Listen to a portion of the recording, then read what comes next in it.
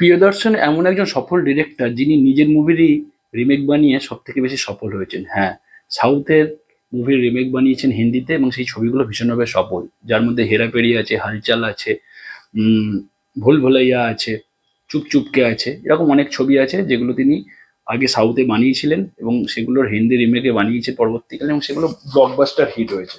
সেরকমই আজকে একটা ছবির টিজার দেখলাম যার নাম হ্যাওয়ান, যেখানে সাইফ আলি খান, অক্ষয় কুমার আছে এবং এই ছবিটা যে সাউথ ইন্ডিয়ান মুভির রিমেক সেটা হচ্ছে ওপম। 2016 সালে রিলিজ হয়েছিল। ছবিতে অভিনয় করেছিল মোহনলাল। এখানে যে মোহনলালের পার্টটা করছে সে হচ্ছে সাইফ আলি খান এবং সব থেকে বড় চমক, এই ছবিতে কিন্তু অক্ষয় কুমার ভিলেন। ইয়েস।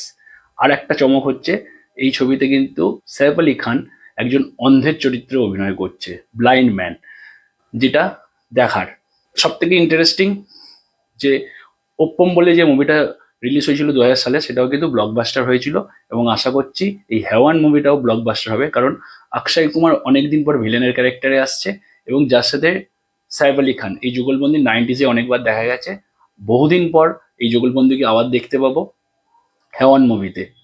তা অক্ষয় কুমার আর সাইফ আলি খানের একটা টাসেল ভীষণভাবে দেখা যাবে।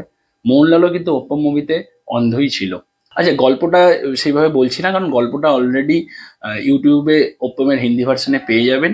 তবে নতুন মোড়কে কিভাবে এটাকে আনা হয়েছে সেটা দেখার আছে, কারণ প্রিয়দর্শন মানেই চমক, প্রিয়দর্শন মানেই সাসপেন্স, থ্রিলার, কমেডি সমস্ত কিছু মিশিয়ে ছবিটা কিন্তু যথেষ্ট সাসপেন্স এবং থ্রিল।